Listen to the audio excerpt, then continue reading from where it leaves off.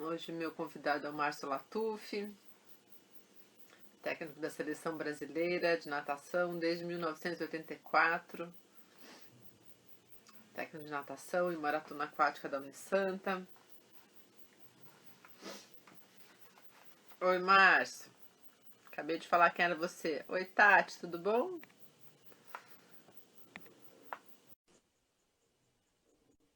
Já aceitei aqui. Fala, Oi, Lê. Tudo bem bom? contigo? Tudo Bem, bem. E você? tudo bom. Ah, Patrícia, o Denis, Humberto, a Ana, a Rita. O povo tá entrando. Legal. Boa noite, galera. Tudo bem? Essa galera aí tá ótima, viu? É. Ó, entrou uma professora de natação que ela falou que ela já foi aluna do Ricardo quando viu a nossa live. A prof. Lu. Prof. Lu. É. E aí, muita água hoje? Tava na piscina? Muita água, viu? Trabalhei de manhã das 8h30 a meio-dia e 30 e à tarde das 4 às 5h30. E ainda Dois te. treinos. Dois treinos.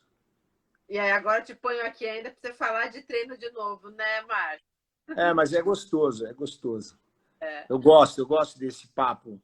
é, É um papo bem bacana. Papo sobre natação, para mim, é melhor que qualquer outro papo.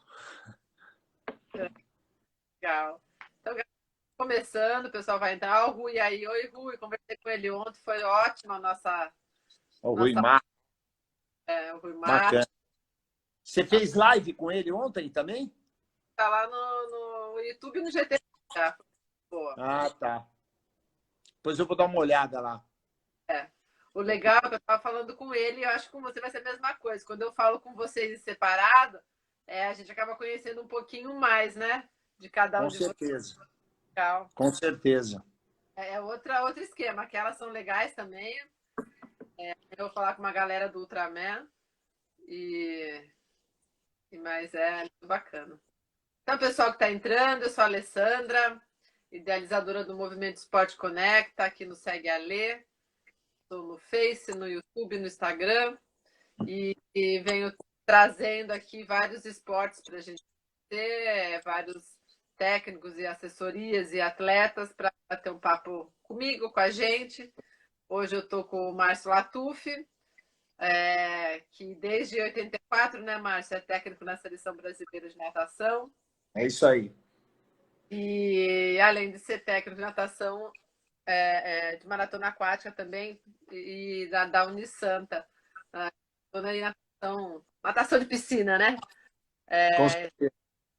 Então, conta um pouquinho pra gente aí, deixa você se apresentar, é, fora do que eu já falei, né? Eu vi aí que você também é atleta, ou pelo menos não é sedentário, tá correndo. Você também foi atleta de natação ou nada? Como que foi tua história aí até você decidir a carreira de ser, tá na borda da piscina? Então, Ali, primeiramente, primeiro, obrigado, né, Ali, pelo convite. Espero que o pessoal que está entrando aí, já entrou, consiga entender todas as palavras, tudo que eu vou falar e goste desse papo, né? Eu vim de uma família de atletas, né? O meu pai e minha mãe não eram atletas, né? Mas eu tô numa família de atletas que tinha o meu irmão, tenho o meu irmão, que é campeão sul-americano, foi, né? Minhas duas irmãs nadadoras também, de alto rendimento. Eu fui nadador também, mas fui mediano, né? Comecei a nadar na Recreativa de Ribeirão Preto, aí parei de nadar em 1974, que eu nadei uns 2, 3 anos na Hebraica também. Treinei com o Richard Power, técnico americano. Aí, depois que eu parei de nadar, eu comecei a ser um vagal, né? Porque a época dos 17 até os 19 anos, eu estava estudando administração de empresa e à noite. E durante o dia eu não fazia nada, eu jogava um futebol. Aí um dia eu vi uns atletas da natação no campo de futebol lá, brincando, tudo. Eu fui lá perguntar e falaram, o cara foi mandado embora, o técnico. Aí eu fui lá na diretoria da Recreativa de Ribeirão Preto, no interior agora aqui de São Paulo, e perguntei, né, se dava para mim fazer um trabalhinho. O cara falou, amanhã você pode vir aqui que você está em experiência por 3 meses. E de lá para cá foi o que aconteceu, né? Eu fiquei em experiência 3 meses. Eu tive não vou dizer que foi uma sorte, mas tinha um atleta chamado Custódio Leite Ribeiro, naquela época, lá em Ribeirão Preto, um atleta, Vladimir Leite Ribeiro, uma família também de nadadores. Eu peguei no primeiros 6 meses, já fiz o garoto ser campeão brasileiro, vice-campeão sul-americano. E daí para frente, minha vida como técnico começou a melhorar muito, né? E em 1981, 82, fui convidado para trabalhar na Botucatuense. Fiquei lá 1 ano e fui convidado para trabalhar no Esporte Clube Pinheiros. No Esporte Clube Pinheiros, em 83, para final de 83 para 84. E aí eu comecei a trabalhar no Pinheiros como técnico de juvenil. Aí o técnico principal, 4, 5 meses depois, não sei se pediu demissão, foi demitido. Aí eu fui ser auxiliar na equipe principal do técnico que veio. Ele durou 1 mês só, porque não dava para aguentar o ritmo, né? E aí me colocaram como técnico principal. Foi aí que eu que eu tive a chance de mostrar meu trabalho. Fiz um belo trabalho no Pinheiros. E aí, em 87, eu fui chamado para vir para a Unisanta, onde eu estou até hoje, né? Como técnico de natação, né?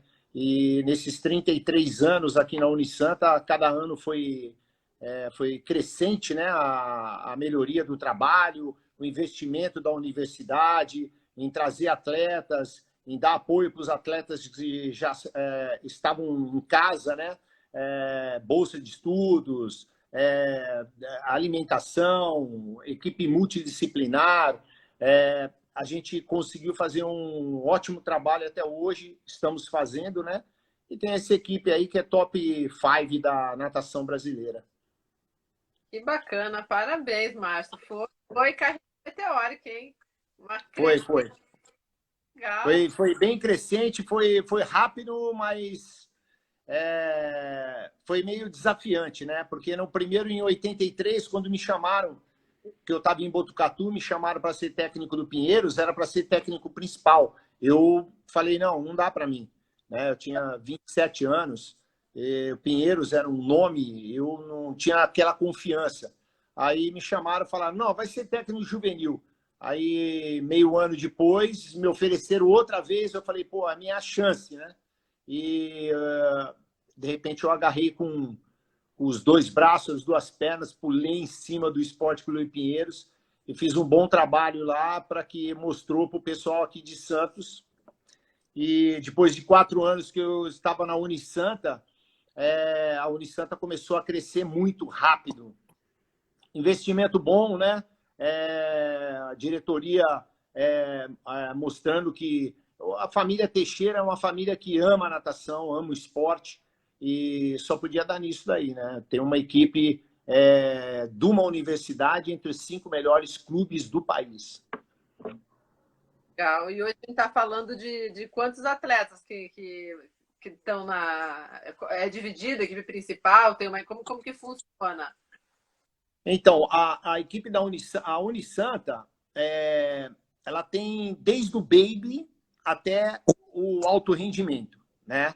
E a gente direciona todos os atletinhas que estão nas equipes, aperfeiçoamento, sai do baby, vai para o aperfeiçoamento, é direcionado para a equipe principal. Não é necessário, a equipe principal seria a equipe principal do Mirim, né? Não é necessário o atleta, ou o garoto, ou a garota, ser um atleta. Se ele não quer ser um atleta, a gente mantém ele na equipe de aperfeiçoamento, né? Fazendo um condicionamento para ele. E quem quer ser atleta já passa direto para a equipe de mirim. Mas 99% vão à Unisanta querendo ser um atleta de natação. Natação, você sabe, né, Ale? Natação é aquele esporte que mexe com toda a musculatura, tira o estresse, dá um condicionamento fisiológico excelente, né, meu? Então, os pais adoram isso daí. Então, a gente tem a equipe lá, a equipe de mirim, que normalmente tem de 90 a 100 atletas. Aí a gente tem a equipe de petis, que tem uns 60, porque vai afunilando, né? Aí depois a gente tem a equipe de infantil, que tem uns 50, 45. A equipe de juvenil, que tem uns 30, 35. De júnior tem 25. E a equipe principal, que eu trabalho junto com meus 2 colegas em cima, a gente tem 30 atletas no total. Bastante gente, né, Latuf? Bastante gente. Um investimento muito grande da universidade, né? Porque não temos patrocínio, a universidade que carrega isso daí, e então é um investimento muito grande e muita gente para sustentar, né? Muitos atletas, né? Mas vale a pena, vale a pena. Mas que bom que pelo menos temos uma universidade no Brasil que está fazendo isso, né? É, Porque esse que é o problema, né? De repente, por ser uma universidade, ou, na minha opinião, né, o governo deveria olhar com assim, carinho, né?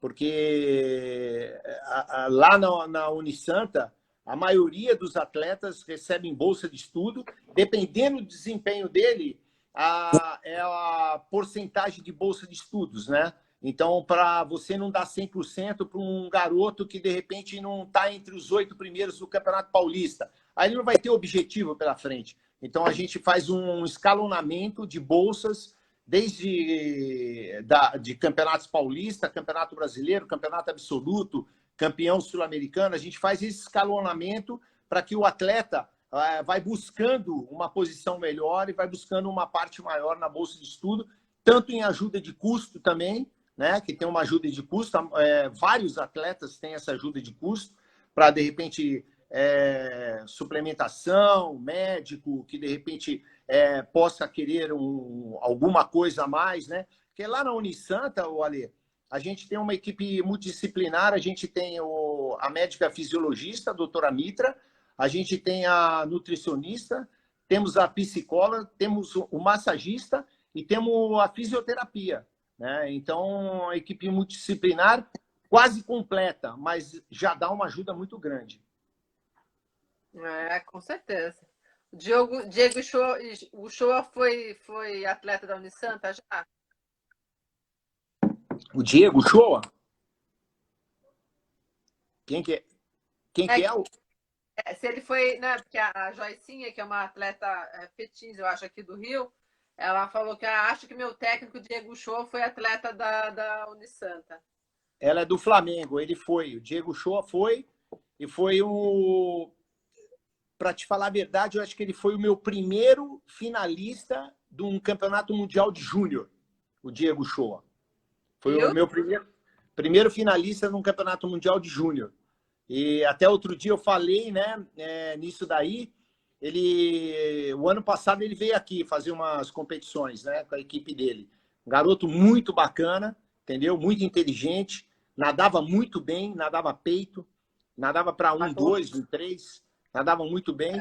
Foi meu primeiro finalista em campeonato mundial mesmo, júnior. Viu? E a Joicinha tá batendo tudo quanto é recorde de borboleta aqui no estado. Com o técnico que ela tem, né? O Dieguinho é muito, como eu falei atrás aí, é muito inteligente.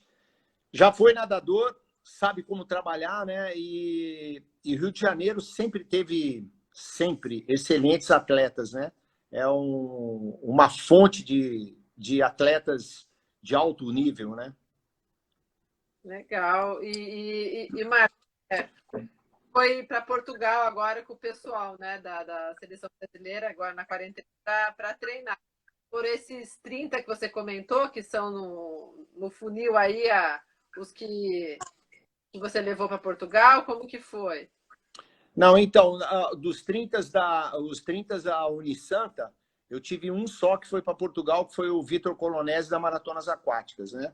Os outros não foram convocados para essa ação. Estive lá durante 21 dias, foi excelente. Eu não estava conseguindo aqui em Santos fazer o trabalho que a gente estava fazendo o ano passado, quando ele foi para o Campeonato Mundial, porque é um nadador de maratona. A gente, depois da pandemia, até o dia 1º de junho, começou, se não me engano, 18 de março, até 1º de junho, a gente não tinha nadado nada. Algumas vezes eu fui até o lado direito ali da subida da Ilha Porchá, aqui em Santos, que a praia de São Vicente estava liberada para, de repente, nadar, né? E o Vitor Colonese nadou algumas vezes ali. Não é a mesma coisa que um treino, né? E quando nós chegamos em Portugal, eu até fiquei surpreso, né? Pelos treinos que a gente estava fazendo, 5, 6 mil metros por dia. E eu comecei a trabalhar com ele todo dia de manhã à tarde. Começou a nadar 13, 14 mil. Claro, foi uma coisa meio progressiva. Começamos com 11, passamos na semana seguinte para 13, e aí passamos no final para 15, 16 quilômetros. Mas estava muito bem. E uma das coisas que nós descobrimos lá que a musculação em Portugal só podia ser feita das 11h30 da manhã até as 12h30, né? Meio-dia, meio-dia e 30, antes do almoço. E depois do treino da manhã. E ele estava rendendo muito bem no treino da manhã. Eu falei, você tem que começar a pensar lá no Brasil a fazer a musculação depois do treino. Porque tem muitos atletas do meu time que 90% faz depois do treino. Hoje, todo mundo faz depois do treino, né? Porque por causa da pandemia tem um horário de musculação que normalmente é depois do treino. E a gente percebeu, eu e ele, que o fazer a musculação após o treinamento era muito mais eficiente para ele na água, no primeiro treino dele. E aí a gente continuou nessa pegada, a gente está fazendo a musculação, apesar que continuou não, quando ele voltou a fazer a musculação antes do treino, e a gente começou a sentir uma diferença. E foi aí 2 semanas depois que eu falei, você tem que começar a fazer a musculação depois do treino. Se você fizer a musculação depois do treino, o que é o mais importante ali para um nadador é a natação, é a piscina, é o mar, é ele fazer a atividade dele que, de repente, principal para depois fazer a secundária. A musculação é importante? É importante, mas ele tem que saber que não é a musculação que vai fazer ele ser um campeão, é a natação antes da musculação que vai fazer ele ser um campeão. Legal, bem interessante. Já vou voltar nesse assunto. Deixa eu só pegar uma pergunta aqui da Lu, que é técnica também. Ela queria saber se teus assistentes ajudam na formulação do treino diário. Então, normalmente sim, tá? Tem pelo menos umas 3, 4 vezes por semana. Então, eu bolo o treino, envio para todo mundo, para os atletas e os assistentes, que são... Não é bem um assistente, é um co-head coach, né? Que é o Gerson Pazian e o Alexandre Paes. Aí eu vou te explicar o esquema que a gente faz. E na borda da piscina, o Alexandre acaba ficando, na maioria das vezes, com o Vitor Colonese, que é o meu nadador de maratona, né? Com chance de ir para a Olimpíada e tudo. Mas eu sempre de olho, todos os treinos. E o Gerson fica com o pessoal de meio fundo e fundo, e eu fico com o pessoal de velocidade.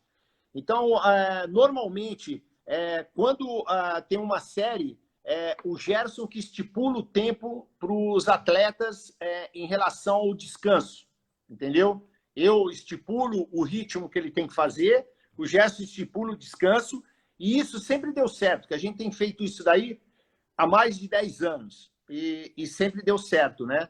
Então, uma coisa importante, né, respondendo a pergunta aí, a gente sempre está sintonizado, né? Eu não sou o cara corretamente o tempo todo correto, né? Então, sempre tendo ajuda de quem está do teu lado ajudando o co-head coach, eu acho que é muito importante isso daí. Ele ter a opinião dele, ele mostrar para mim que, de repente, o que eu posso estar fazendo hoje não é o tão ideal. E aí a gente faz a mudança ali ajustando, entendeu? Outra coisa que ela perguntou também, como que você conduz treinos para atletas de provas diferentes? Bom, é o que eu falei, né? Eu acabei agora, antes da live, acabei de fazer o treino de amanhã, né? Eu faço o treino, eu gosto, é um desafio para mim.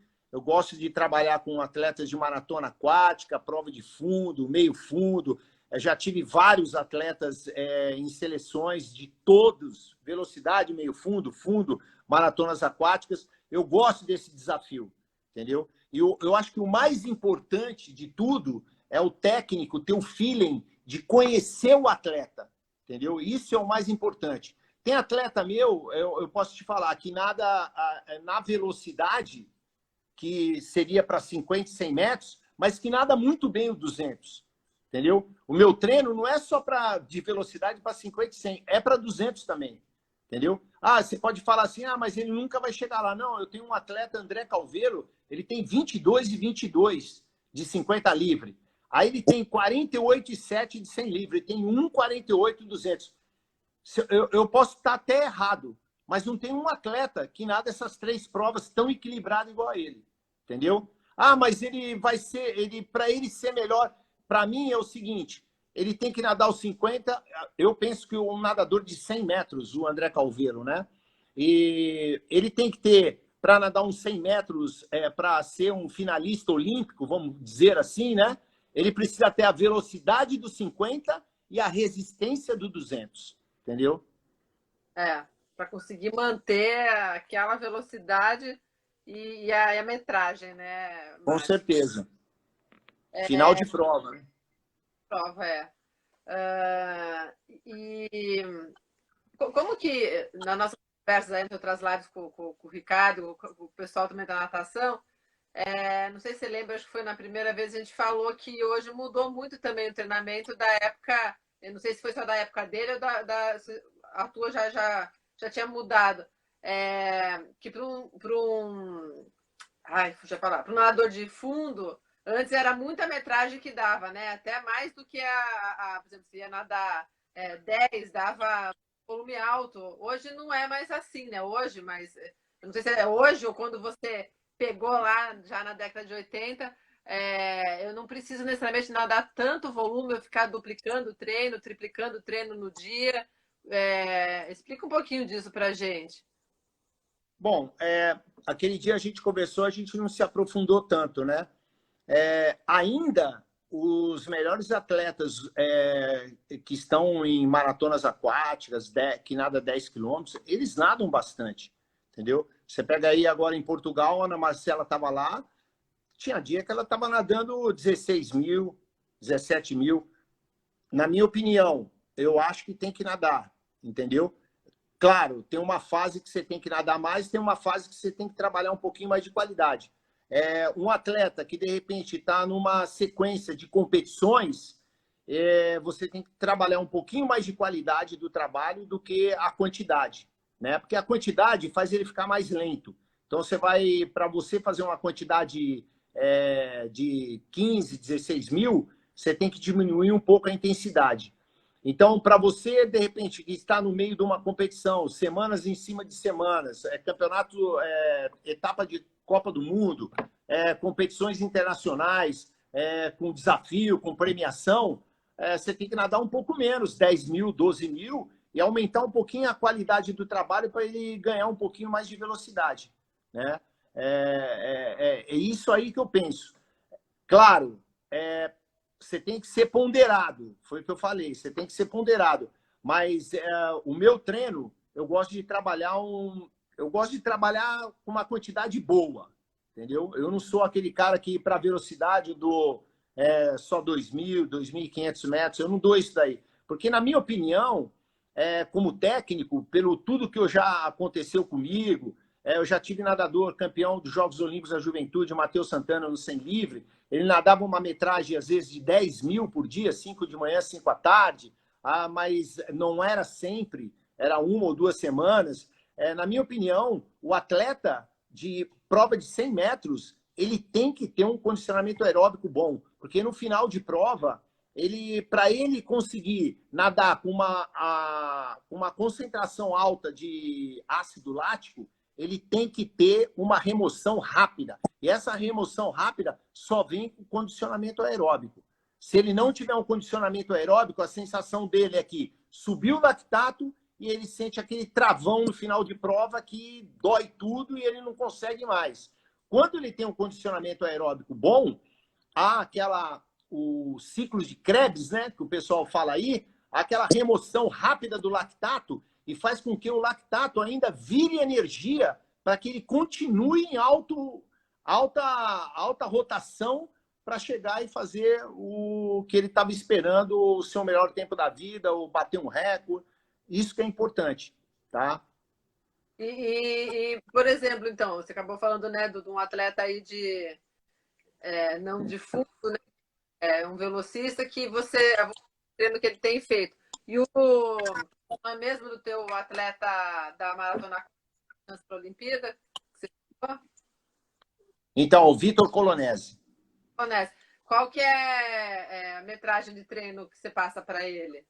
Já que Então, para você ver, a gente não tem nenhum objetivo esse ano. Eu não tenho nenhum objetivo esse ano. Então, o que eu estou pensando? O que eu estou fazendo com ele?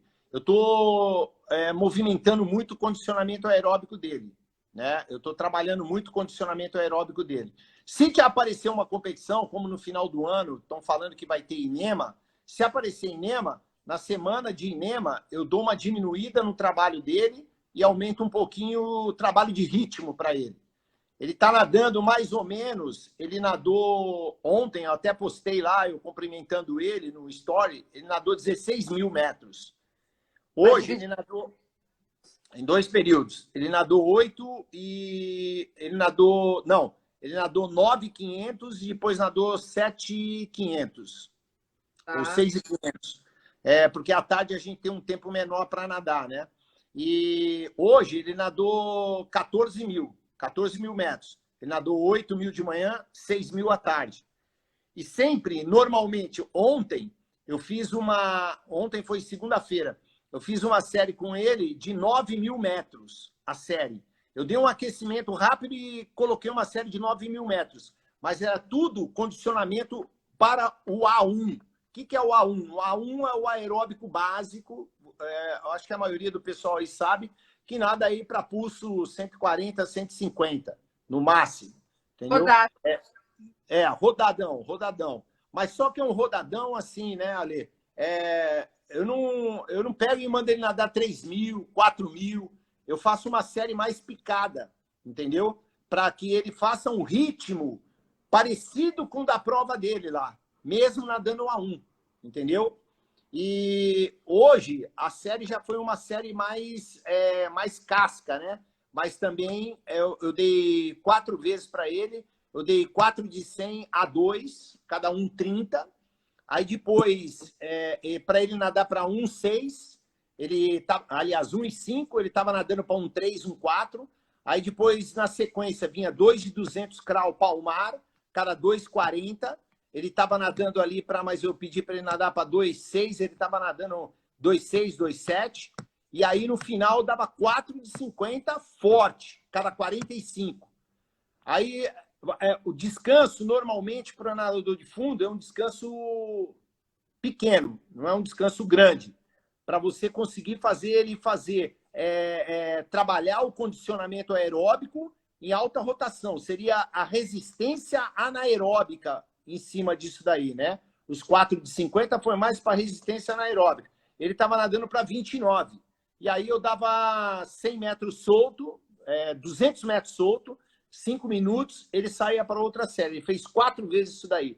Então era mais ou menos igual um A3, isso daí. O 2 de 200 era um A3 e o 4 de 50 também passava a ser um A3 mais forte, não chegava a ser uma tolerância, nada, porque para ser uma tolerância tem que ter um descanso maior. Para ser uma produção tem que ter um descanso maior. Como o descanso era pequeno, era mais 1 a 3 a mais nível mais alto, entendeu?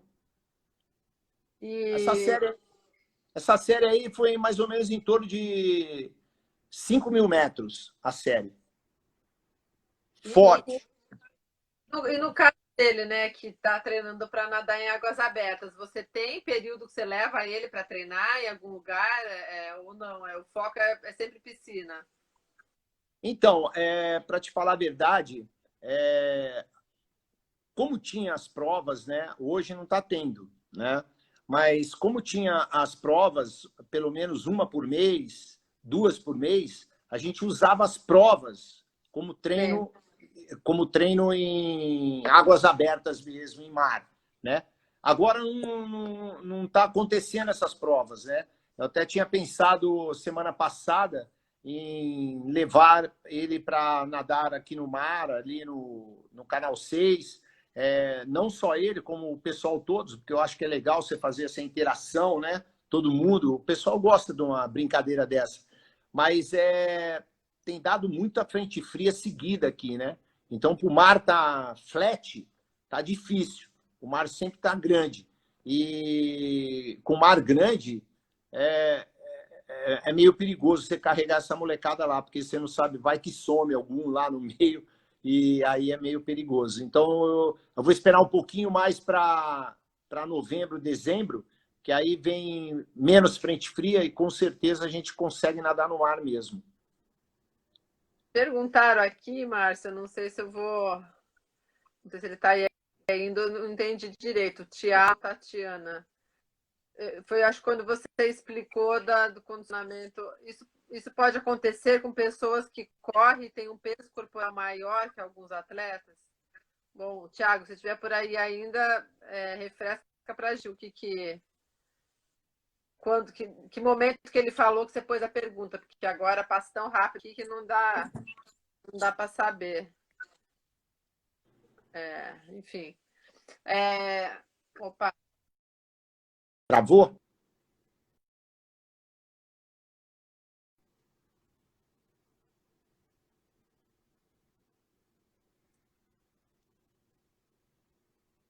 Não estou te escutando. Não, eu não estou escutando.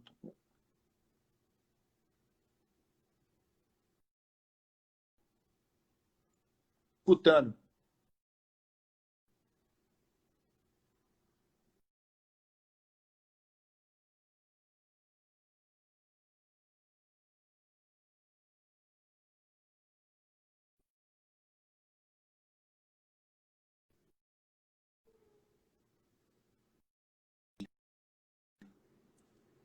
Deu uma caída, deu uma queda.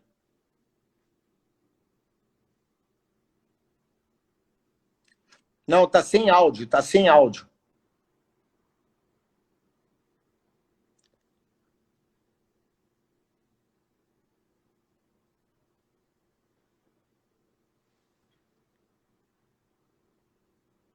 Pois não, fica tranquilo.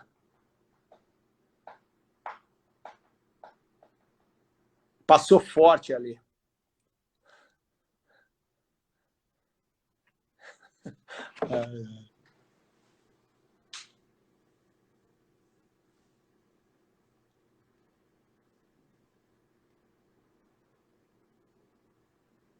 Ainda não.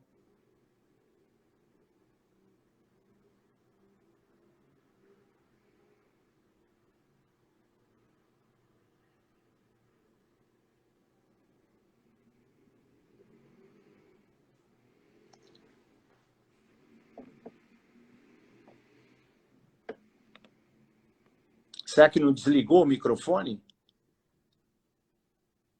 Pode ser.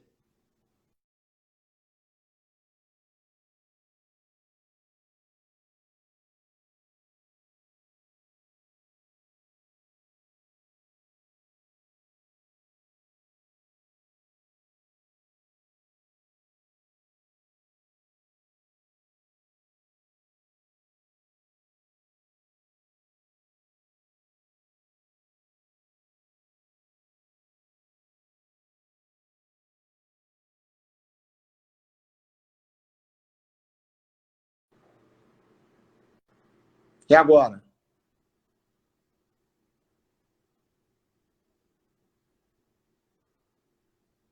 Não estou ouvindo.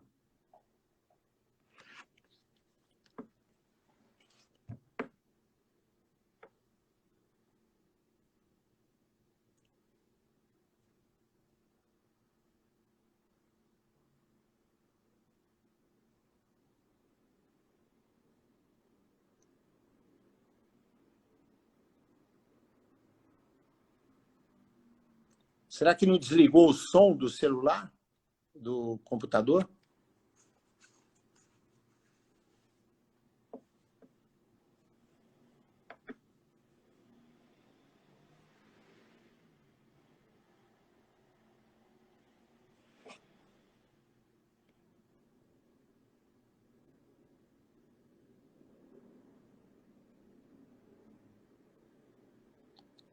Quer ir na mímica?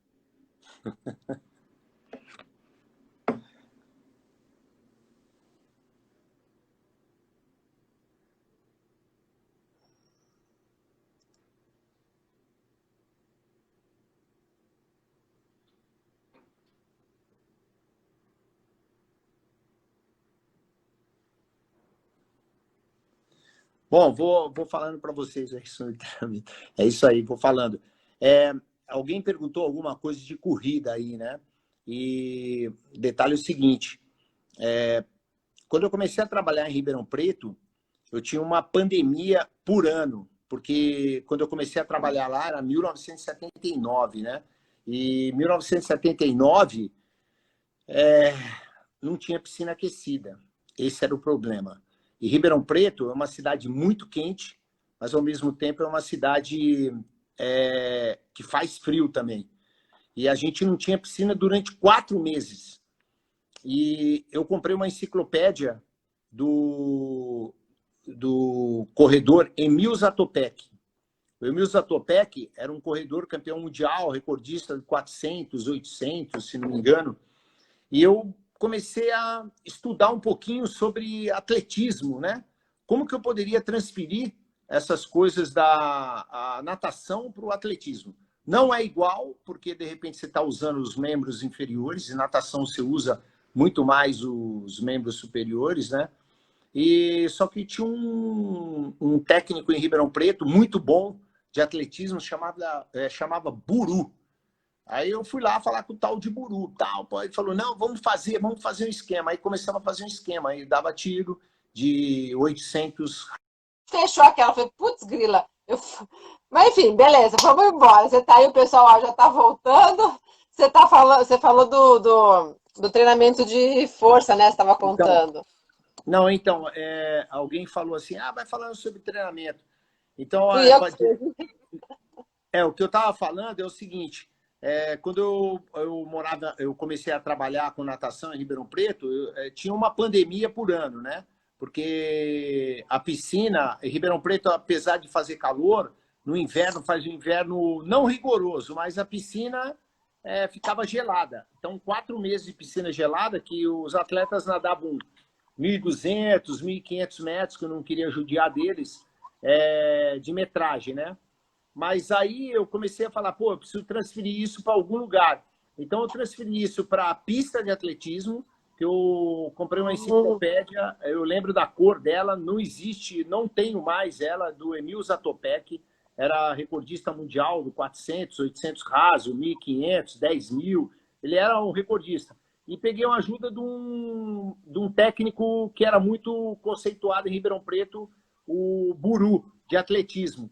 E fizemos umas planilhas. Então, eu transferi o treino, ele falava para mim assim, qual a série que você gostaria de fazer hoje, né?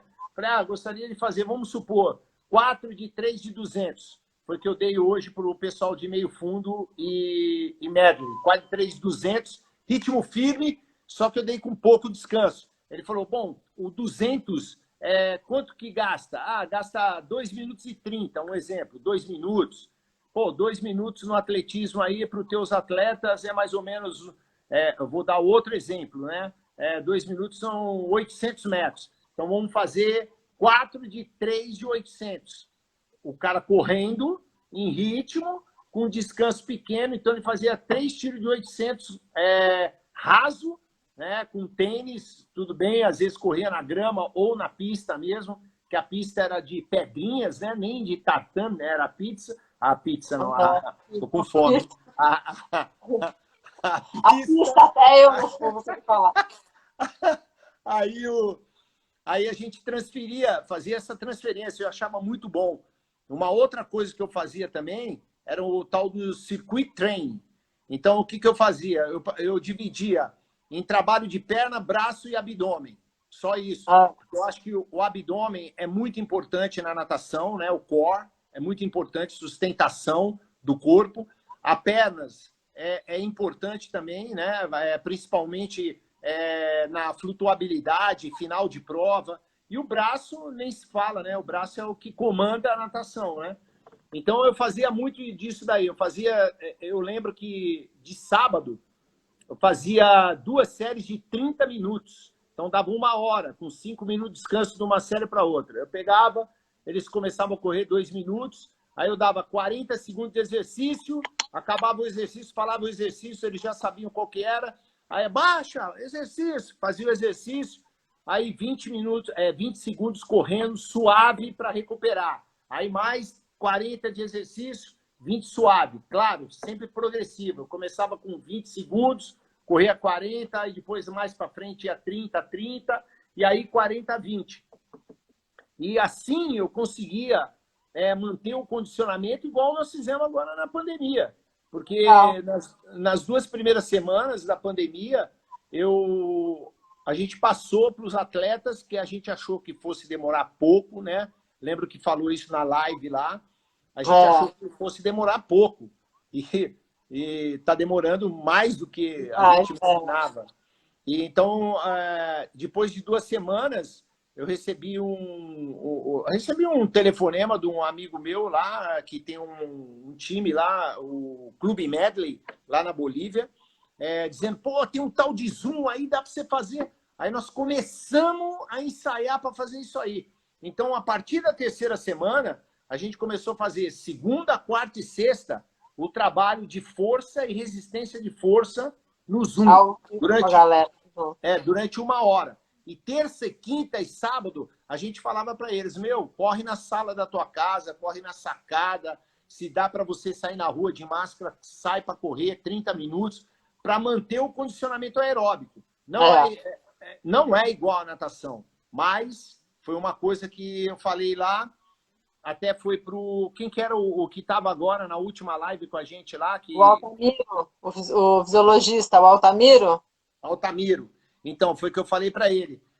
Quando a gente voltou para treinar no dia 1º, não foi bem no dia 1º de junho que a gente fez no dia 2, a gente fez o teste de salto vertical e de arremesso de bola.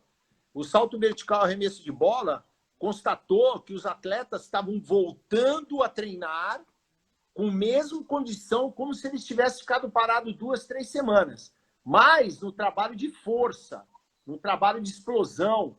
Então, se você mandasse o atleta, de repente, fizesse um teste dentro d'água, que eu não fiz, certo? Com certeza ia dar que ele tinha perdido muito mais, até a gente ficou naquela discussão. Quantos que você acha que perdeu? Perdeu 40, perdeu 60, perdeu isso. Eu acho que ia dar muito mais do que perda de 60% do condicionamento aeróbico, entendeu? Então tem muito disso daí, né? Eu não sei se é a resposta do rapaz lá que perguntou aí, que ele tinha perguntado, não sei se ele voltou. Márcio, mas e aí desse aprendizado aí, vamos dizer assim, mudou alguma coisa na forma que você tem passado a parte de condicionamento para eles hoje, fora da piscina ou não? Do que era antes?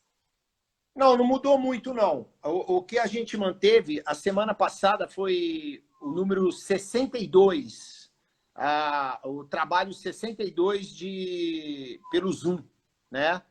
A semana continua pelo Zoom? Não, então, a semana passada, na sexta-feira, a gente foi o último dia.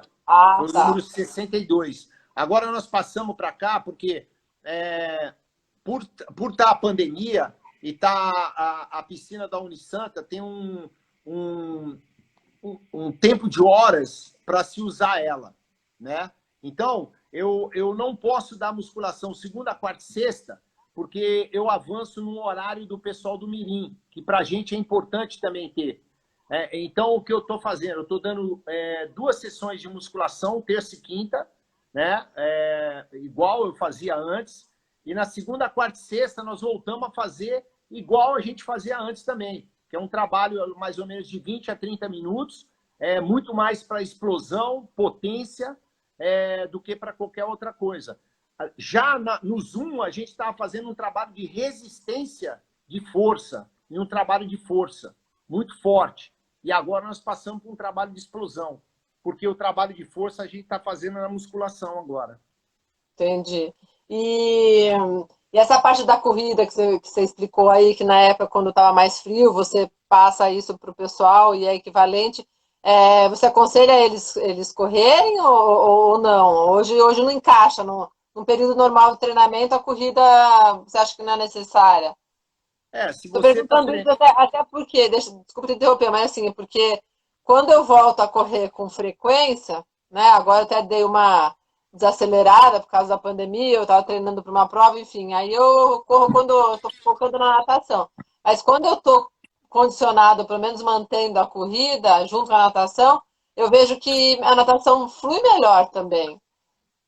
Então, para te falar a verdade, eu acho que é o seguinte, você é triatleta, certo? Né, eu fui, mas hoje eu corro e nado. Eu faço maratona dos dois lados. Então, mas como não dá para você, eu penso assim, eu penso que você está fazendo certo.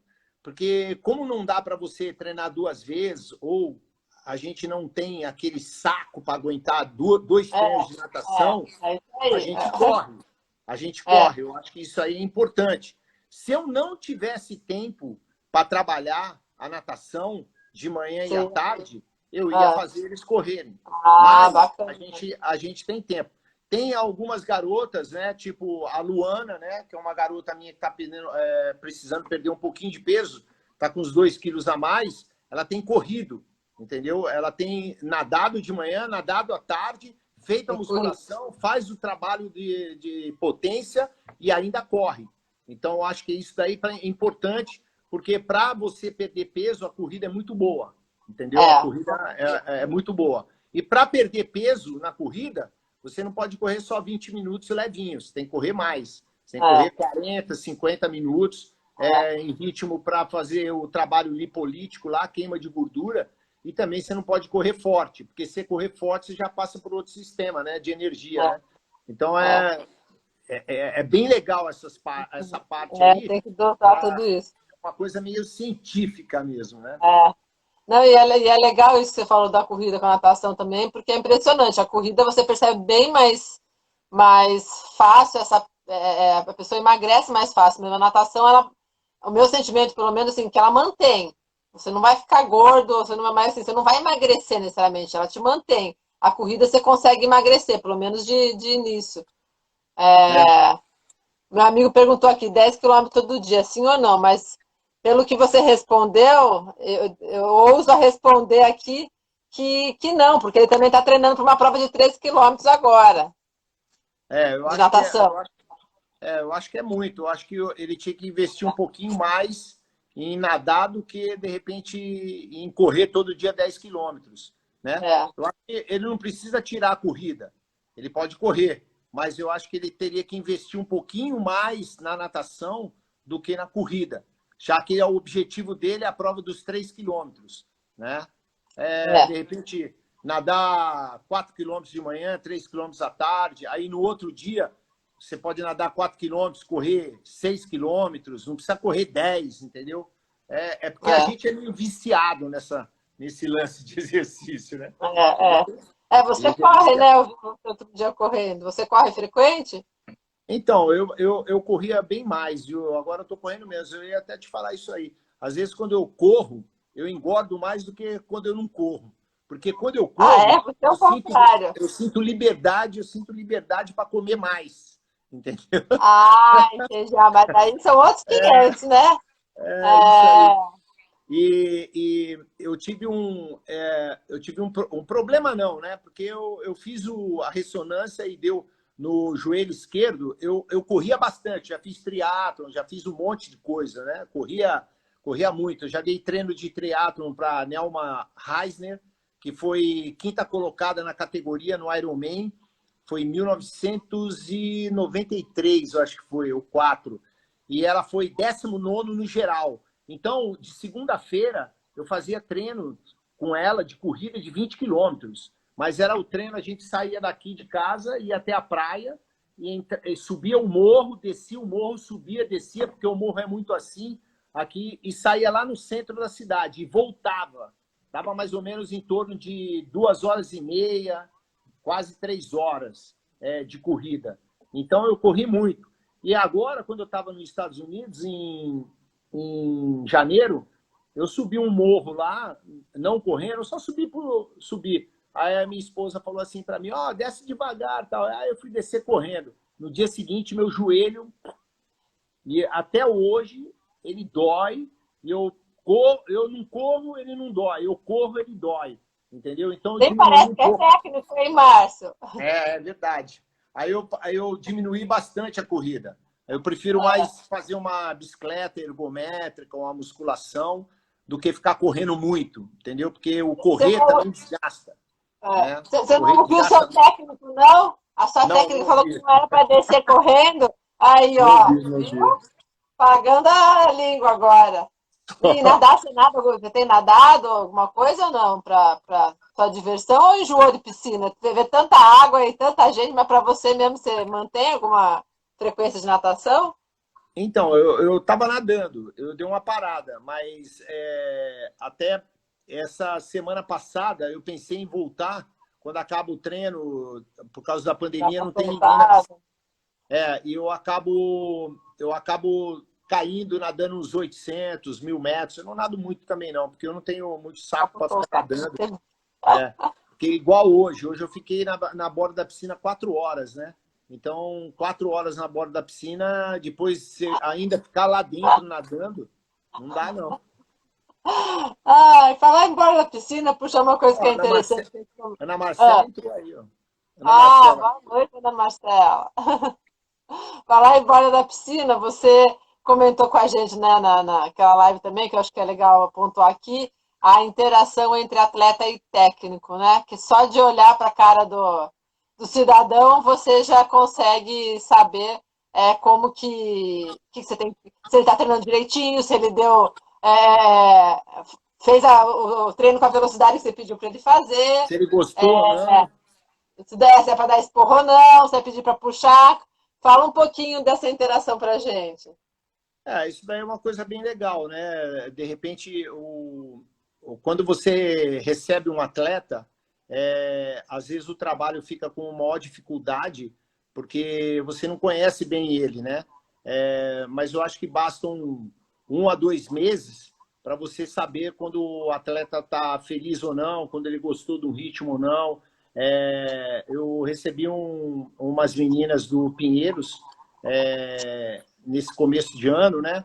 E ainda eu tenho um pouco de dificuldade, né? De saber como que ela, de repente, reagiu a um treino, se ela gostou, se ela não gostou. Às vezes está de cara feia. E aí, eu falo assim, foi meio difícil, né? Fazer. Não, achei legal. Então você fala, pô, a cara dela estava diferente, Da você fala. achando que ela não tinha gostado e ela tinha gostado.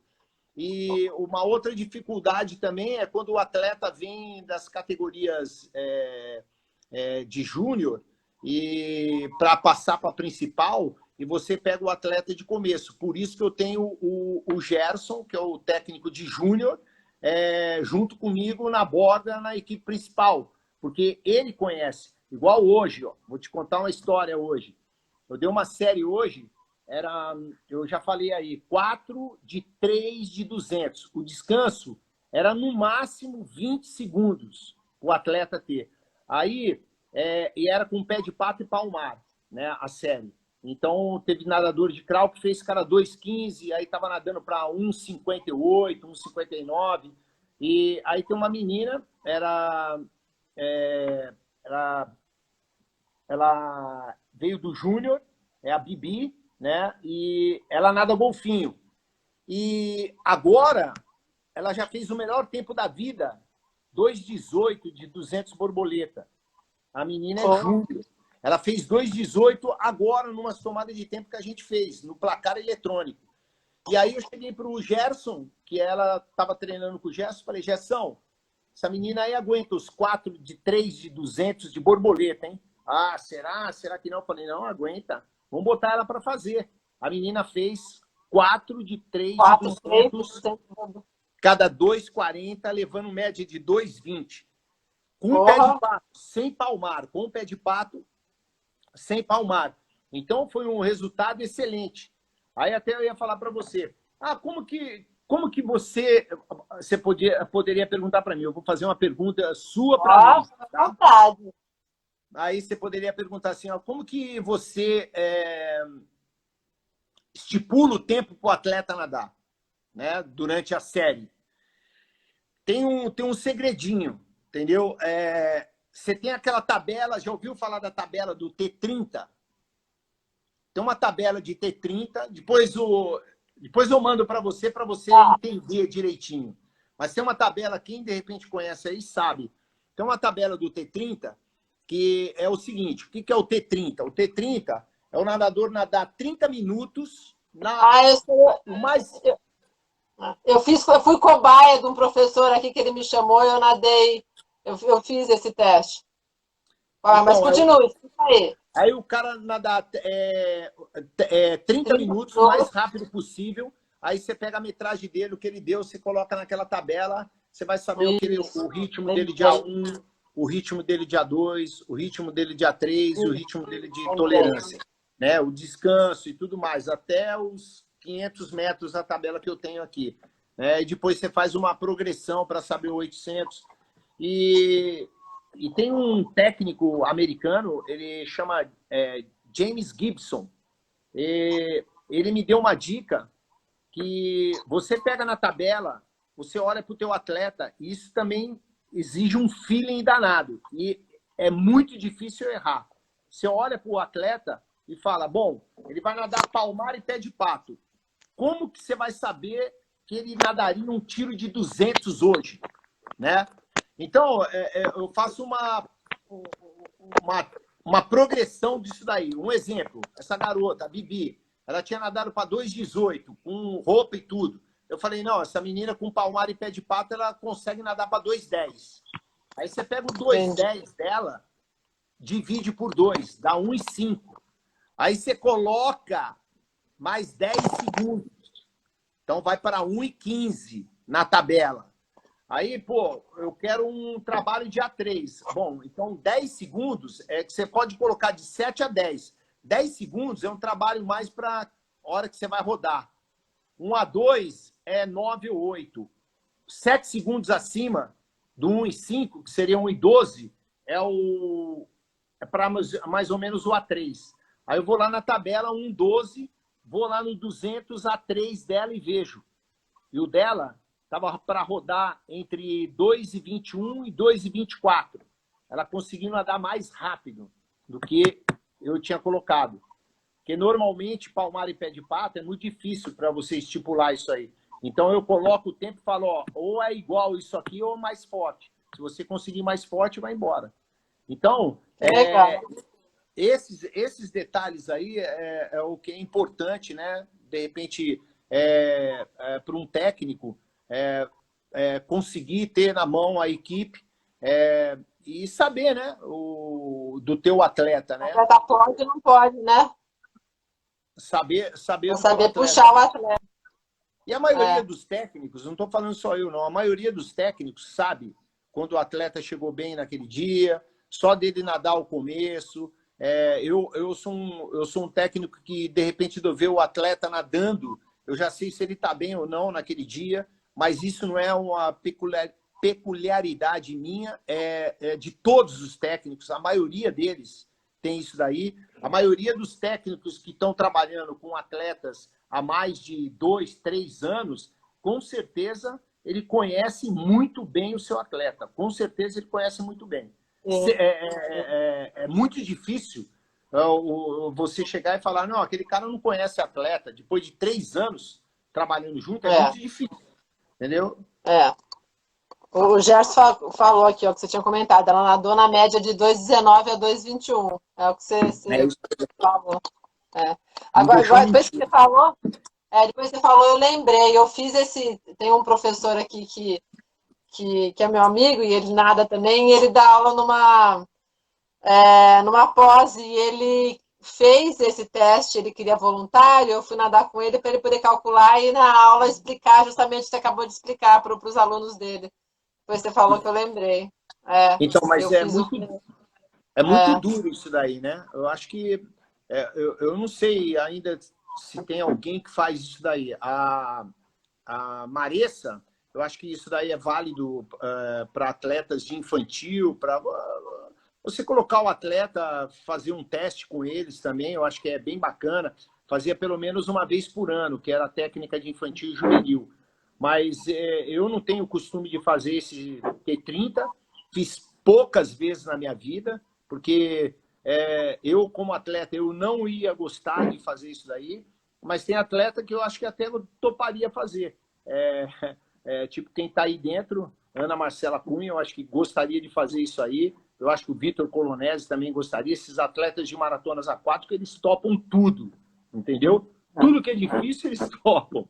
Então, eu acho que é bem bacana isso daí para um atleta de maratonas aquáticas já de nível avançado. Eu acho que é bem legal. É um teste que, de repente, se você fizer para um garoto de 13, 14 anos, não vai ser uma realidade, entendeu? entendi. Porque ele não vai saber entender que ele tem que nadar os 30 minutos e nem vai conseguir nadar 30 os 30 minutos. minutos É, ao máximo dele.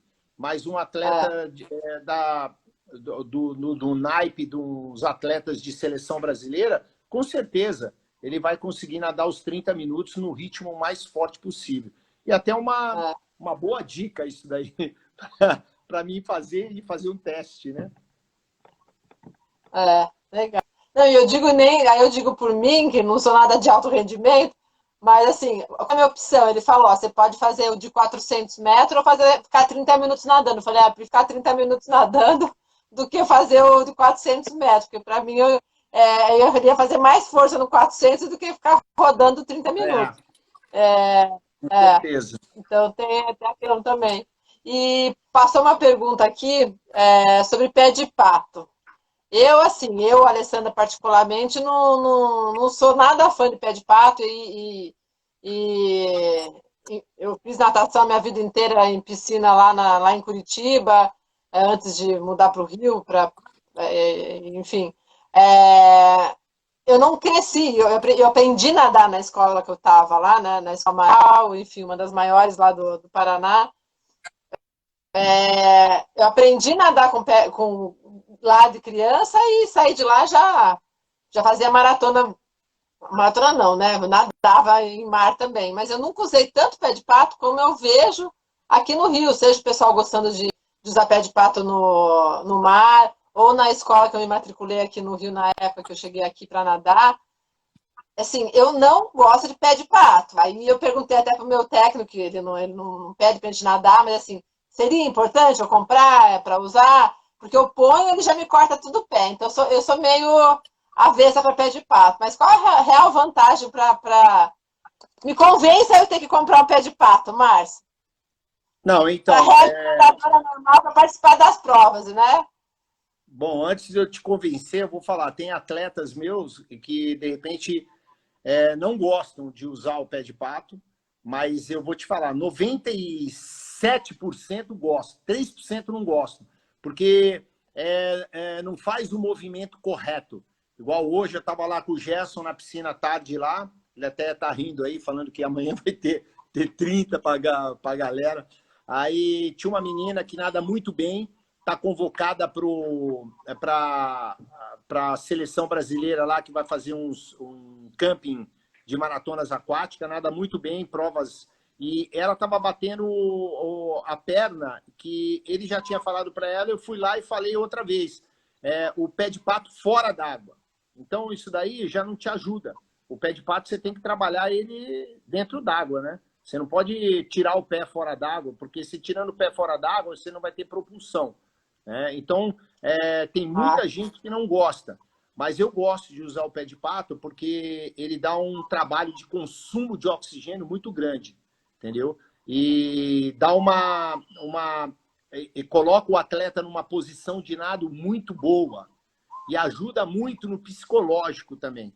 Você pegar um atleta de 100 metros, você pegar um atleta de 100 metros nado livre, vamos supor, e eu vou dar o exemplo de todos, né? E ele nada para 49 segundos, aí você pede para ele fazer um tiro de 100 no final do treino. Ó, vamos fazer um desafio, um tiro de 100, vamos ver quanto você dá. Aí o cara dá 47, ele fica todo empolgado. Sim. O lado psicológico. É a mesma coisa. Se você pegar um atleta de prova de fundo, 1.500 metros, às vezes você vai colocar uma série 3 de 1.500 com pé de pato. Aí ele nada para 15, 20, 26, o polonese. Ele vai levar a média de 16, 15, 55. Então ele se sente, tô nadando muito próximo do meu tempo. Mas é um desgaste muito grande. Quando você faz uma série forte com pé de pato, a maioria dos atletas fala: nossa, estou destruído na perna. O consumo de oxigênio é muito grande, é um desgaste grande. A perna desgasta muito. Um exemplo, se você pegar numa prova de 200 metros nado livre, o atleta sair e começar a queimar muita perna no primeiro 50, com certeza o último 50 dele vai ser um sofrimento total. Claro, o cara que está bem condicionado, ele vai conseguir crescer, mas você vai ver que aquela perna que ele usou no primeiro 50 metros, que foi desequilibrada para mais forte, prejudicou o final de prova dele, entendeu? Então a perna tem, como os membros inferiores são muito maiores do que o braço, o consumo de oxigênio é muito grande, entendeu? Em relação ao braço, né? Ao braço. Mas você não usa o pé de pato. Tô quase convencida. Meu técnico também falou que é bom para melhorar a técnica, igual você falou, mas que ele me machuca cada vez que eu ponho. Usa com meia. Eu não quero ficar usando pé de pato com meia no meio do mar, né? Porque é o meu caso, eu só tenho tem mar. gente que usa com meia. Hoje faz tempo que eu não vejo alguém botar meia com pé de pato. E outra coisa, né, Ale? O pé de pato, a hora que você começar a usar, dependendo do pé de pato, tem aqueles pés de pato um pouquinho mais curto, você vai sentir que o teu abdômen vai doer muito nas primeiras vezes que você usar, porque você usa muito core, né? Entendeu? Com o pé de pato. Eu acho que é importante também, é um trabalho muito bom. E já tem estudos que falam que o glúteo médio você usa menos. Então, o pé de pato, você usando muito pé de pato, atrapalha atrapalha a evolução do glúteo médio, entendeu? Que é um músculo muito importante na natação, no trabalho de pernas, entendeu? Então, você usa menos ele com o pé de pato. E sem o pé de pato, você usa mais, entendeu? Então, tem tudo isso. Você tem que fazer um equilíbrio. Não pode nadar o tempo todo de pé de pato.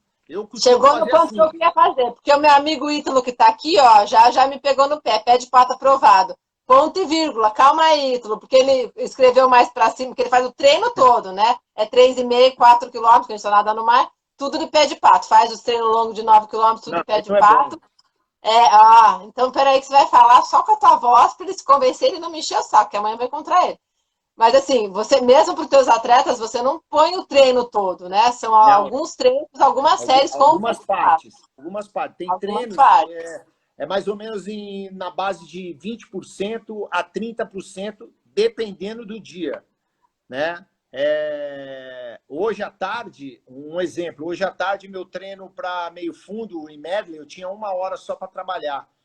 Eu dei 400 metros com pé de pato. Só que foi pé de pato, palmar e paraquedas.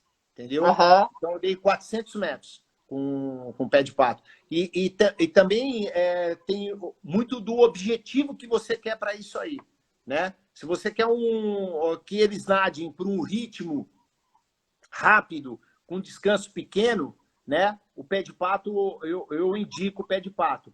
Se você, de repente, igual no paraquedas, que é um trabalho de resistência de força específica, né?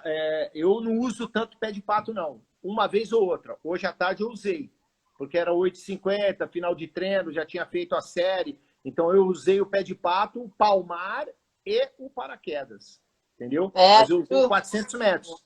De 3.400 eu usei 400 metros. Então deu 9% do trabalho. 9%. Ouviu, Ítalo? Não é para usar o treino todo. E aí vou até defender meu professor, porque não tem nada a ver com o professor. São uns aluninhos mesmo que usam o pé de pato na aula inteira. Como a gente está no meio do mar, não tem a borda para ficar trocando, né? Mas é o que você falou, aumenta a autoestima também. Outro dia eu peguei um emprestado para fazer só o aquecimento, que, nossa, você voa, né? Aquele cara que você nunca alcançava, você consegue ficar do lado dele. Mas tá bom. Alguns movimentos que, de repente, às vezes o teu atleta tem dificuldade para fazer, né? O pé de pato ajuda ele a facilita ele a fazer os movimentos, né?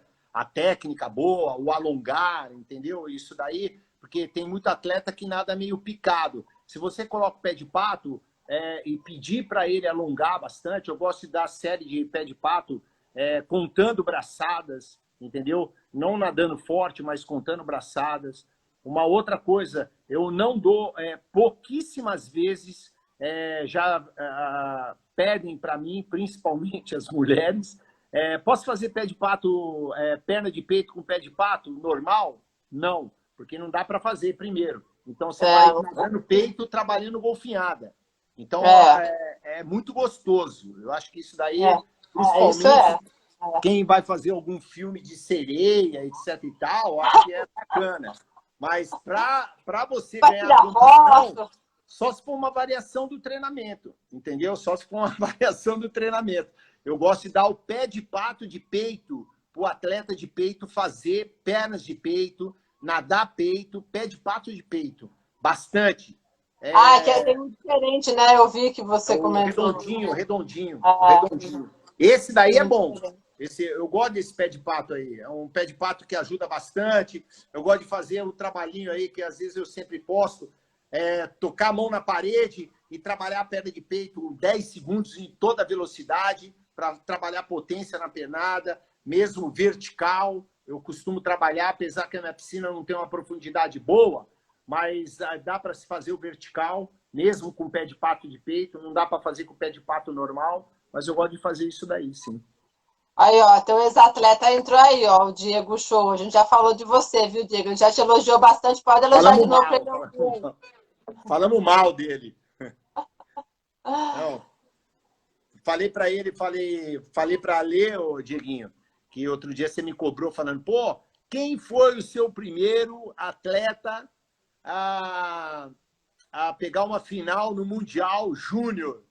Aí, putz, foi você, entendeu? Porque a Joicinha comentou de você aí, Diego, falando que você foi ex-atleta da Unisanta, aí ele contou. A Joicinha tá aí também, só para você saber. Falou que ano que vem volta a treinar com você. Tá em boas mãos, então.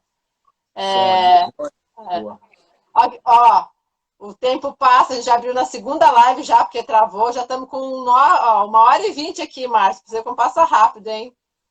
E o pessoal entrando. Então, assim, se tiver mais alguma coisa que você acha bacana comentar, se alguém tiver alguma pergunta específica, coloca aí, a gente, não sei o teu tempo aí, a gente pode ficar mais um pouco, Márcio, mas fica à vontade. Agradeço, né, de você ter aceito aí, já é a terceira live que você está comigo, a primeira em particular, né? Mas sempre aprendendo muito e eu também, minha segunda casa sempre foi dentro de uma piscina, hoje dentro do mar, então para mim também é sempre um prazer estar ouvindo aí de grandes técnicos, falando de uma coisa que eu adoro também, é até difícil, assim, para mim, quando as pessoas falam que não sabem nadar, porque é tão... Quem nada desde criança, né? Talvez você tenha essa experiência também com os teus atletas mirins aí, petis. Quem já nada desde criança, parece que não é inconcebível alguém não saber nadar. É como correr, né? Quer queira ou não, você sai correndo. A gente que Com nada desde certeza. pequeno, parece que todo mundo sai nadando, né? Então, o que eu penso é o seguinte: quando uma pessoa fala para mim que eu não sei nadar, é uma coisa estranha, sabe? É uma coisa Porque estranha, a gente vive num meio que o cara não nada, o cara flutua, né? é. Então a gente É, vive nesse meio aí, vendo todo mundo nadando.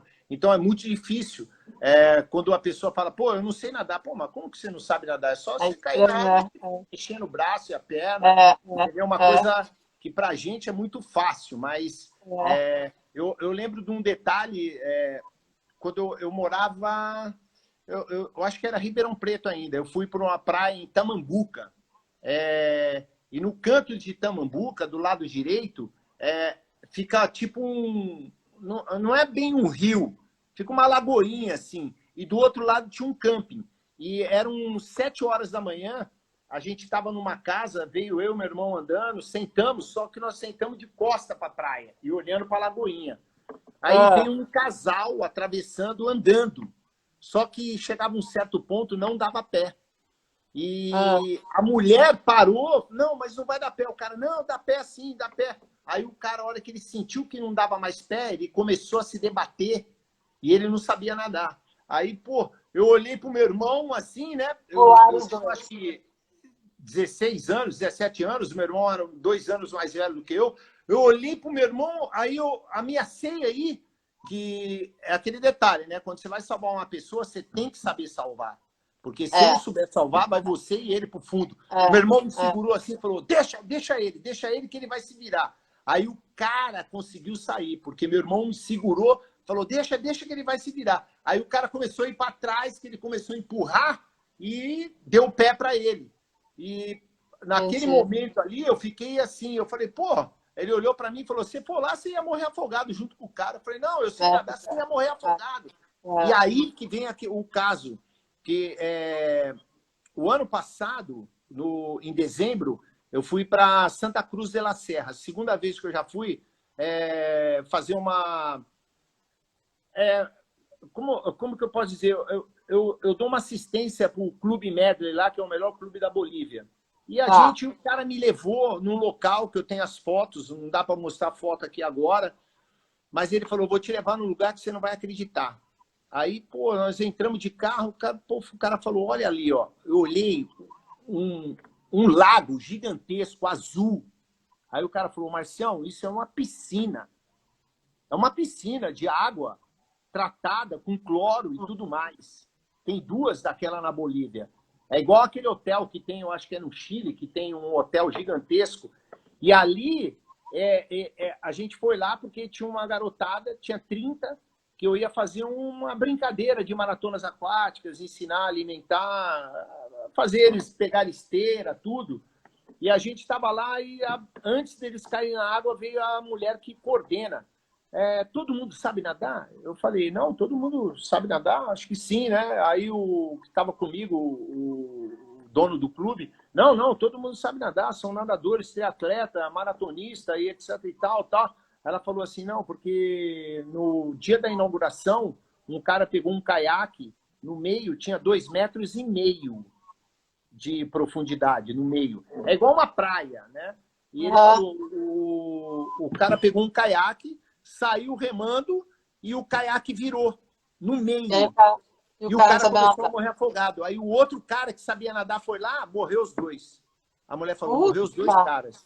Eu tô com um processo e isso daí tá durando e tanto é que não tem ninguém pode nadar aqui. Agora, como foi o prefeito de Santa Cruz que pediu para liberar, eu estou liberando para vocês darem uma nadada aí. Nossa. Entendeu? Para você ver como é que é. Por isso que é importante a gente saber nadar, né? Porra, Não o é? cara de caiaque, que a princípio teria que ter alguma noção, né? De Não sabia. virar no meio Pegou aquático. no dia da inauguração, pegou o caiaque sem ninguém ver, foi lá pro meio, virou o caiaque, entendeu? Gente, que horror. É. Ó, seu atleta aí, o Vitor Colonese, entrou, viu, Márcio? Entrou agora? Entrou aí. Já falamos do teu treino de hoje, ô, Vitor. De hoje, de ontem. É, perguntaram aqui, você falou um pouquinho de alimentação. A Adriana de São Paulo, uma amiga minha, perguntou sobre a hidratação ou falta de durante os treinos. Como vocês fazem aí? Porque assim, quando eu comecei a correr, eu me preocupei mais com essa questão de alimentação, porque você vai fazer, né? Passa 40 minutos, a nutricionista sempre você tem que comer alguma coisa mesmo que não está com fome. Para natação, como eu nunca tinha passado de 2 horas antes, ou nem de 1h30 e tal, eu nunca me preocupei em comer e nem beber nada. Então agora eu ainda estou aprendendo como me alimentar durante a natação. Para vocês que já, né, você que é com os atletas, mais de 2 horas aí na piscina, tem alguma orientação específica que você passa para eles, né, nessa equipe multidisciplinar aí, ou cada um procura o seu nutricionista, seu nutrólogo, enfim? Não, a maioria dos atletas de alto rendimento, né? Vamos falar não só da Unisanta, de qualquer time, qualquer atleta que quer evoluir, ele tem a sua nutricionista, né? E normalmente a nutricionista que dá as coordenadas sobre isso daí, né? Eu vejo bastante dos nossos atletas lá, eles tomando o repositor, carboidrato. Eu tenho atleta que tem a queima muito rápida, então ele tem que tomar carboidrato, uma coisa mais mais calórica, né? E a água, principalmente, eu acho que a água é muito importante, porque normalmente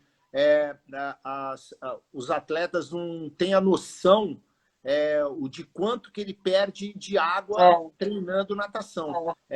Segundo especialistas, estudos, perde mais água do que correndo, entendeu? Sério? Então, e a gente não sente isso daí. Então, isso não é muito prejudicial. Então, a desidratação em natação é muito maior do que na corrida. E é importante, quem quer ter um desempenho, que procure um especialista, né, uma nutricionista. A gente tem 2, 3, tem atletas que às vezes não usa a nutricionista do Unisanta, usa de fora, porque cada um tem o seu cacuete aí em relação à performance, né? Então, a gente até deixa um pouquinho liberado isso daí. Mas eu nunca tive problemas assim em relação à falta de o atleta chegar no meio do treino e tá mal. Não vou dizer que nunca, né? Mas já hoje em dia é muito difícil acontecer isso daí, do atleta ter uma hipoglicemia. Eu já tive, né, o Ale, um atleta chamado Matheus Santana, que ele tinha diabetes, né? Então, eu tinha que, todo treinamento, verificar a glicose dele. Né? Acompanhava ele no médico, né, em relação a equilibrar isso daí. Até, na maioria das vezes, ele tinha a glicose bem equilibrada quando ele estava em 2014, 2015. Aí depois ele deixou um pouquinho de lado isso daí. Isso daí prejudicou muito ele, porque se você não tiver a glicose equilibrada, né, dificilmente você vai ter um desempenho, né? Para te falar a verdade, um atleta com diabetes, ele tem que estar mais ou menos de 180 a 260, se não me engano, a glicose dele, para ele ter um bom desempenho, né? E normalmente, quando você vai fazer um esforço, né, muito grande, um tiro, uma série, a tua glicose sobe. Tanto se você pegar uma caixinha de glicose, ela está lá, a relação da glicose com o lactato. Se a glicose está lá, eu não sei direito, mas se a glicose, nessa caixinha, você pegar a glicose 140, o lactato está 8. Então, às vezes, você usando só a fita de glicose, já dá para você saber mais ou menos quanto que está o lactato. Você pega uma caixinha dessas que vende na farmácia, tem lá a relação da glicose com o lactato. Entendeu? Entendi. Mas normalmente eu trabalhei muito com lactato, né? Tanto com a Ana Marcela, com vários atletas aí. Hoje a gente não está fazendo mais porque é muito caro isso daí, né? Então são poucos, a dificuldade de fita, entendeu? Então tudo isso é muito difícil. Mas a gente anos atrás tinha essa facilidade maior, porque principalmente a Confederação Brasileira, ela cedia fitas para os atletas que eram de ponta, entendeu? Para o técnico trabalhar e ter uma noção melhor de como que estava indo o trabalho. Então, hoje, não existe isso, porque a Confederação Brasileira está passando por dificuldades, né, monetárias, né? Espero que para frente a gente consiga ter um pouquinho mais de apoio nessa parte bioquímica, na parte química aí, nessa parte para você fazer esse estudo em cima do teu treinamento junto com o teu atleta, né? Boa noite, pessoal que está entrando. Ó, se a gente ficar aqui, assunto não para e o pessoal está entrando. Luciano Alves que entrou aí. Fábio Mauro é lá dos Estados Unidos. Fábio Mauro. Internacional. Internacional, Fábio Mauro aí. Bem bacana. O Luciano Alves aí que entrou aí também, ó, ele é nosso recordista sul-americano de ultramaratona. Correu ano passado 240 quilômetros em 24 horas em pista de 1,5 km. Aí o emocional tem que estar muito forte também. Ele está como o atleta número 1 de ultramaratona no time do Brasil aí de corrida de ultramaratona. Ele deve conhecer o Valmir Nunes. O Valmir Nunes eu conheço bem o Valmir. Troco bastante ideia. O Valmir Nunes é aquele cara que você vai na praia às 6 horas da manhã, ele está correndo. Você vai às 9 da manhã, ele está correndo. Você vai à meio-dia, ele está correndo. Você vai às 2 da tarde, ele está correndo. Você vai às 8 da noite, ele está correndo. Ele não dorme, ele só corre. Não, provavelmente, o Luciano também. Eu ligo para ele, acho que ele se movimenta correndo entre os lugares, ele dá aula também. E aí depois ele, hoje eu vou correr 6 horas. Ele ia para Esparta agora, que é uma corrida na Grécia, agora em setembro. Mas uma semana antes de ir, foi realmente cancelada, jogaram para o ano que vem. Tá treinando para o Mundial da Romênia agora, o ano que vem. Ô, Márcio, não sei se você estava falando aí da questão da alimentação, tá? Eu lembrei de uma coisa, a gente fez um treino longo, né, no mar aqui, há umas 2 semanas atrás. O que eu não consigo, não sei se você tem alguma dica, de repente, sei lá, ou é muito de cada pessoa. Parecia que o sal estava corroendo o meu nariz. Passou mais de 2 horas na água, você que trabalha com os maratonistas todos aí, parece que bebe água, não hidrata, e o sal comendo o nariz. Atrapalhava mais do que o cansaço físico, do que qualquer outra coisa. Alguma dica? Alguém que reclamou disso, fizeram alguma coisa que você saiba na tua experiência aí? Porque, pelo amor de Deus, eu podia continuar dando mais 1 hora, mas a sensação de respiração estava difícil. Então, Ali, para te falar a verdade, nunca ninguém reclamou disso comigo, né? Então, eu sinceramente, eu acho que eu não vou saber. Não vai conseguir me dar essa dica aí. O que de repente poderia ser é usar um rinossoro. Tá bom. Não, você sabe que eu cheguei em casa, não era rinossoro, mas os negócios quando você limpa, soro fisiológico. Soro fisiológico. Aí eu enfiei um soro fisiológico na narina para dar uma amenizada, mas, nossa, aquele dia lá tava muito ruim. Então, agora você pensa um atleta que nada a prova de 25 quilômetros, né? Ou aquele que vai lá e atravessa o Canal da Mancha, né? Igual recentemente o Glauco aí, junto comigo. Então, imagine o cara 8, 9 horas nadando, né? Na 25 quilômetros dá de 5 a 6 horas nadando. No mar, e ninguém nunca reclamou disso daí, não, entendeu? De repente você pegou uma parte mais com mais sal. Tá bom, eu vou cortar esse pedaço da live para não ficar feio para mim, porque só na sua experiência toda. Bom, pelo menos você aprendeu uma coisa comigo, ó. Depois tem algum atleta que. Vou procurar saber, vou procurar Faz uma saber. enquete aí, depois você me diz. Vou procurar Ah, saber isso aí. ó, entrou alguém da Hebraica aí, ó, Murilo Santos. Você Murilo é o coordenador e head coach da Hebraica, meu amigo. bacana. Eu Você mandei para falou ele, da. eu mandei um monte de foguetinho aí pro pessoal. Tá. Mandei para É, vários. Não eu mandei uns agora, né? produtos também. O que eu ia falar? Ai, tanta coisa que a gente acaba esquecendo. Você vai falando, fui lembrando do negócio.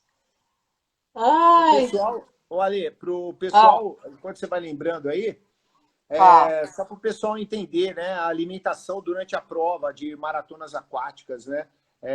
É estratégico, né? É técnico e atleta, mas eu deixo muito mais para o atleta fazer a estratégia dele. Quando a prova tem 10 quilômetros, é 2,5 a cada volta, ele se alimenta volta a volta. Então, tem Sim, uma estratégia do nutricionista mesmo, ele faz uma estratégia. Às vezes, ele toma na primeira volta uma coisa menos calórica, mais alguma coisa para hidratar mesmo, e na volta do meio ele já toma uma coisa mais calórica, com cafeína para aguentar o resto da prova, e no final outra vez mais para hidratar, porque já tomou uma coisa mais calórica. Então tem uma estratégia nisso daí, tá? é. Por isso que o pessoal que vai fazer essas provas longas de maratonas aquáticas, né? Ou mesmo aí o teu colega aí que vai fazer, com certeza ele deve Eu ter vou uma fazer também. estratégia. Ele deve ter uma estratégia para se alimentar, pelo menos uma dica do nutricionista, porque queira ou não queira, é o nosso combustível, né? Quando É, você está fazendo uma prova de alto rendimento, uma prova que te desgasta muito, se você não tiver uma excelente alimentação durante, com certeza você vai chegar debilitado e com um ritmo muito menor do que você poderia chegar, né? é. Então, eu acho que é muito importante quem de repente está se aventurando em maratonas aquáticas, nessas provas mais longas, né? Ter um nutricionista, né? De repente não é tão caro assim, né? Você ter um apoio nutricional e vai te ajudar muito, né? Não, faz diferença. E o legal é você ir, né? Porque aquela coisa que pode funcionar para você não funciona para mim. Com Então, certeza. tem que ser individualizado mesmo. Lembrei, não, lá no começo, no início da live, você falou o Recra, né? Lá de Ribeirão, que você começou. Recreativa Eu de acho que eu Ribeirão. nadei lá, sabia? Quando eu treinava em Curitiba, mas logo no começo, eu vou falar aí o quê? Uns 30 anos atrás, eu acho que eu fui lá. Eu devo ter alguma medalhinha em algum lugar. Depois eu vou ver se era lá mesmo e te mando foto. Porque eu lembro de Ribeirão. Lá faz no início da. E. É, É, o triste, eu nasci lá em Ribeirão Preto, né? E Ribeirão é, Preto tinha uma equipe de natação muito forte. Foi vários e vários anos com equipes fortes. Tinha a Recreativa, era um clube muito forte, nível nacional, em natação. O duro é você ver que tudo isso acaba muito rápido, né, meu? Igual aqui em Santos, né? Eu vi no sábado agora uma reportagem da Érica Torralbo Jimenez, uma menina que, quando era infantil, fez 9,8 de 800 livre, infantil 2. Então, foi cotada para ir para a Olimpíada. Mas as coisas vão acabando, né? De é. repente, era um clube, o Clube de Regatas Saldanha da Gama era um clube muito forte na natação. E hoje não existe mais. Eu acho que não sei nem se tem piscina mais. Porque a Não sei se você piscina. conhece a piscina lá Você conheceu a piscina do Clube do Golfinho lá em Curitiba? Conheci, já fui lá. Foi aterrada, né? Foi Lá, aterrada aquela piscina? isso já estou fora de lá, já tenho que uns 12 anos tô fora de Curitiba. Já faz acho que uns 15 anos que foi aterrada. E era uma dó, porque a piscina era super boa. Todos os campeonatos, todos não, mas grande parte dos campeonatos estaduais eram lá, os regionais, e foi aterrado, né? O Clube Golfinho acho que nem tem mais. Olha, eu fui Foi no Clube uma do dó também. Golfinho em 1985. Nossa. Pô, eu fui lá, no Clube do É, Golfinho.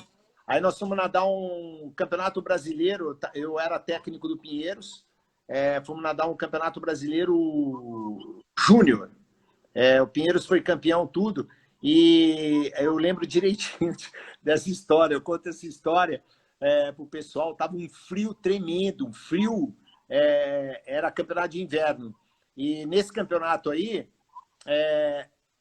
era a época que tinha eliminatória para revezamento, né? Você tinha eliminatória e a final à tarde. Eu botei um revezamento B do Pinheiros para nadar eliminatória. E nesse revezamento B, eu tive um garoto de Borboleta que chegou pro cara de crawl e todo mundo viu que o cara não queimou. E a arbitragem viu que queimou. E era ó, a gente um vai cara... cair em 15 segundos, hein? Ixi, então tá bom, tá? Eu E o agradeço cara aí. queimou. Não, Ficamos o cara quase não queimou.